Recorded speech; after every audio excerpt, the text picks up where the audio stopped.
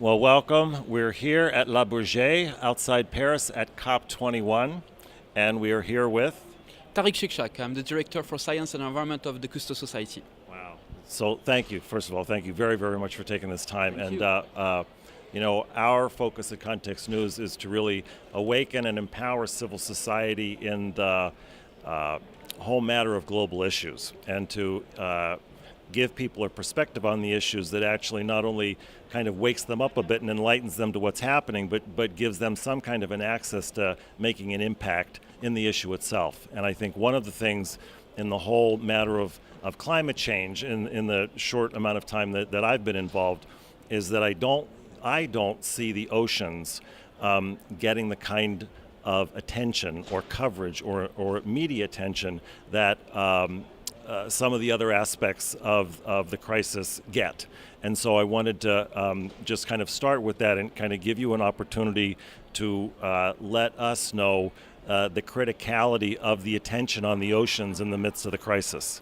Oh, thank you for that. I think you're absolutely right. Oceans, they can be more in the agenda in the climate change conference for sure, especially when you know that more than 70% of the planet is covered by ocean. And actually now, with climate change, almost 90% of the heat that we have produced is absorbed by oceans. So the oceans are really providing us a tremendous service. Not only the heat is absorbed, but also the CO2 is absorbed. 1/3 of the CO2 that we have produced is actually now absorbed by the ocean. But doing that, there are also consequences on the ocean. For example, we talk lots about acidification of oceans that can unbalance ecosystems like coral reef, but also the heat which is absorbed can destroy completely the summer sea ice in the Arctic and unbalance the currents of the ocean that can influence the climate not only in the Arctic but on the whole planet. So there are problems, but the ecosystem of the ocean are providing services, and we need to react in a way that we can benefit from the services of the ocean without unbalancing. Can I start again? No problem. So we should. Yes. Am I too fast? No. Give the mic a little closer to it. Okay. Yes. Okay.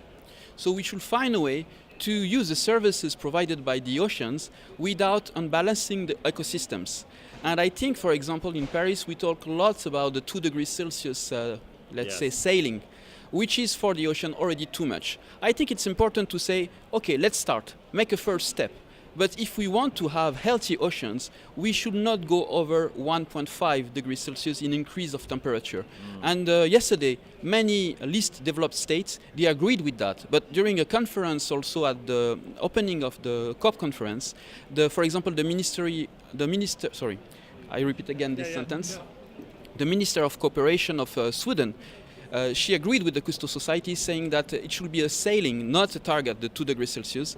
And we should really start to go into action, because we can find maybe a consensus on the 2 degrees Celsius, but we need to save most of the ecosystem of the ocean to go in the direction of 1.5 maximum.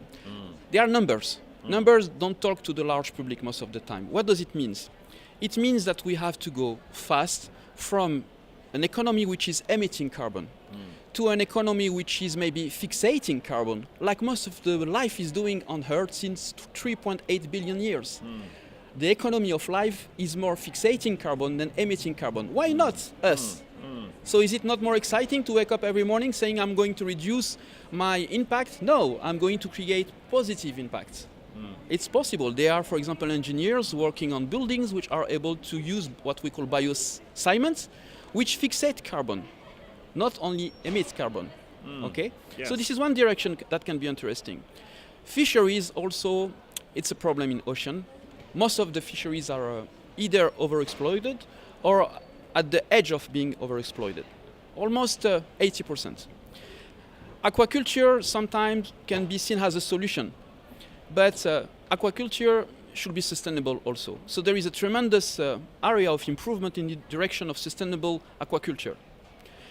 Energy. If we consider only the state of know-how that we have now, we can completely answer to the needs of humanity. 77% of the needs of humanity can be, right now, completely answered by the use of energy coming from the oceans. Most of it is thermal energy, using the difference of temperature between the surface and a little bit more down. So just I want to get, just want to make sure that I get that. Oh, I want to make sure that I get that because I haven't really heard it that way before. You know, you usually hear about, well, what can come from wind, what can come from solar. Yes. But if you could just repeat what you said, just so I can make sure that I got it and the people watching got it, that the percentage that can actually come from the ocean. Yes, there is a recent study showing that just considering the state of technology and know-how that we have now, not talking about future innovations, 77% of the needs of humanity, the actual need now, can be covered by energy coming from the oceans. I'm not saying that we should only use energy from ocean. I'm saying look at the tremendous potential which is there. Wow. So that means we should, as soon as possible, let the oil energy, the fossil energy in the ground and go in the direction of sustainable energies. And I think for the Cousteau Society, a target could be as fast as 2013, 100% sustainable energy. Again, all life is doing that. The energy of life, most of it, is coming from the sun. Okay? Why not us? We are part of the living system of the planet Earth. We can be also 100% sustainable. Another important target is also to link climate change issues with other issues like biodiversity, the technology that comes with eco-friendly practices. So not only focus on one area, which is climate change, but link that with biodiversity loss. For example, we are living now the 6th mass extinction. Most of the marine species are declining, not only fisheries, but also, for example, 90% of the big predators of the sea, like sharks, tunas, they are already gone. So we need really to do something about that. So this is why it's important for us as the Cousteau Society to have an integrated approach and to consider not only the political limits that the countries have, but also the ecological limits that the ecosystem has. The frontiers of a coral reef are not sometimes the same as the frontiers of the country sharing this coral reef. So we need to have what we call an ecosystem-based approach. And there are many solutions, technological solutions that can help us when we define a heading, a target which is really exciting. For example, 100% sustainable energy, zero waste, which are not finishing in a landfill. And then we can for sure use the human creativity to find innovations, and there are already people doing that, which help us to go even faster than we think now in this direction. Because we have a heading. I'm a seaman, you know, you need a heading. And now I feel sometimes that we are only talking about reducing the problems. Yes. What is the future we want? And Captain Cousteau said, the impossible mission are the ones that succeed. Okay? If you know what you want, then, of course, something impossible can even be more exciting. So I think it's time also to share this kind of news. I'm not saying that we are going to solve all the issues, because we need to adapt also to a new world. I think, for example, that we already lost most likely summer sea ice in the Arctic. There are consequences of climate change that we are going to need to adapt to. But saying that, we can do it with the spirit of adventure.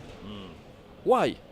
If you look in human history, I think what we are living now is really, really special. Why? In the past, you can say, okay, my village against your village, my empire against your empire. But water and atmosphere, they don't respect borders. Yes. So the crisis now is also impulsing, in a way, this sense of common sharing of one unique and beautiful planet. NASA and other space agencies are trying to find life in the universe. They look for that after water, you see, on Mars, for example. Yes. And we forget that we have this wonderful life around us. Yes. So it's possible to celebrate that and really find technologies that are also respecting that. Yes. Yes.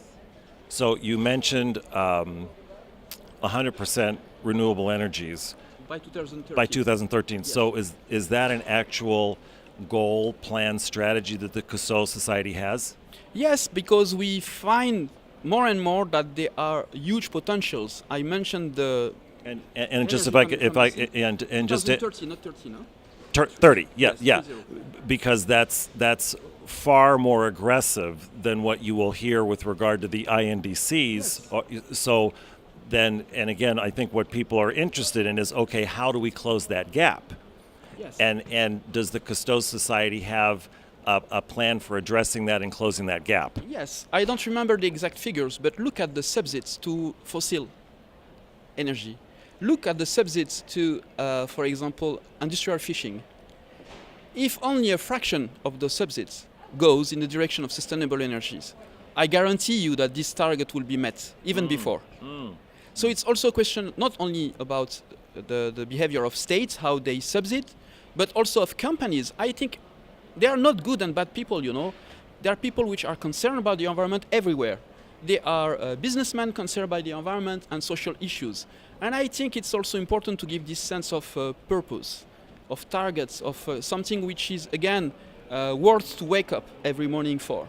And I think if you have that in your mind, you can, of course, find the resources that you need after to really move. Yes. We've been to the moon, Yes. right? Yes. So it's impossible to say it's impossible. It's amazing, and I really love that part about something that's worth waking up to.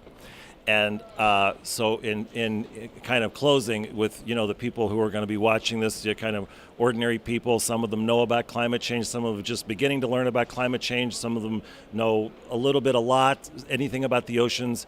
What is it that you would want to leave them with in going forward from COP21?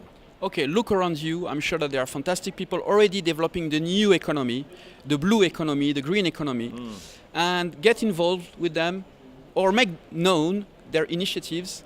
There are many people now doing that. Not only on energy, on new eco-design, for example, products, sustainable agriculture, sustainable fishing. So there are many initiatives. And I think now it's just a question of scaling up those initiatives and supporting also in order to go a little bit faster, supporting, and the states then are important, of course, and the big companies, but the citizen also with the crowdfunding, for example, process, they can also support initiatives that are really worth fighting for. And I think this sense of purpose and meaning is very important. One also maybe final sentence, if I may. Yes. You know, when we talk about temperature, 1 degree, 2 degrees, it's a little bit like the fever in the body. It looks not so much, but when you have 2 degrees more, you are not in a good condition. If you try to solve only the problem of temperature or CO2 in the atmosphere, it's like not really understanding why you are sick. What in the system? The system is sending you an information. Okay, so it's a systemic disease, and we need to find systemic solutions. Okay, and the good news, we have now answers. We know what to do. One example, another example. So if I could just, Yes. so if you look, in that systemic. So if you look at the world like a body, Yes. and that the water is our blood, or Exactly. then I'm really hearing from you to kind of look from that kind of perspective at what can be done to heal it internally. Yes. Yeah. And every citizen can be a healing agent. So we should become healing agent. Not only reduce negative impact, but see how I can create positive impact. Okay. Not only on environmental issues, on social issues like social business, for example. Here, what's also, for example, I don't want to take this example, but what Facebook owner recently declared about the fact that he's going to give most of this fortune to support health and education for children. So you see that things are changing now. People are looking for a meaning, and we have a tremendous opportunity to show that we care. So let's do that at every level. And sometimes people get frustrated because of the complexity of the situation. But let me tell you something, please. If different people are in connection with each other, the outcome can be tremendously different. And some people get frustrated because they think they can act on the outcome itself. But actually it is the result of the interaction between people. So this is why you get this frustration. You think you can act there, but actually just because you change your meaning, you change your understanding, and you interact with another person like you, which also change his understanding of the situation and find a sharing of the same kind of meaning, then the outcomes, the emerging properties, how we see in complex sciences, can be completely different. And almost impossible to imagine, but very, very different. And for anyone that would want to get involved in your work, where would they go? How would they begin to participate?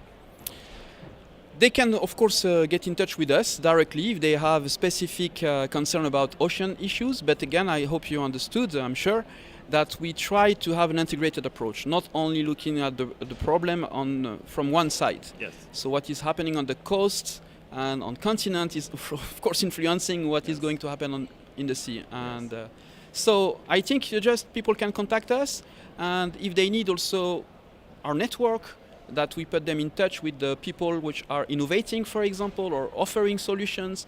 I think it's interesting also to share solutions, not only to get stuck with the problems, but knowing the problems is important also. Yes. Not to close your mind because it's too stressful. Yes. The first step is to be aware of what is going on, but then you move from that because you have possible solutions. Yes. Beautiful. Well, just wonderful to spend this time with you. Thank you. Really, It's a really pleasure. wonderful. Thank And you for and your the framework and the perspective that you have is quite wonderful. Thank you. Really makes it a whole different situation. And we are not the only one. Yeah. This is what is nice. Yes, yes, yes. Thank you. So thank you. Thank you.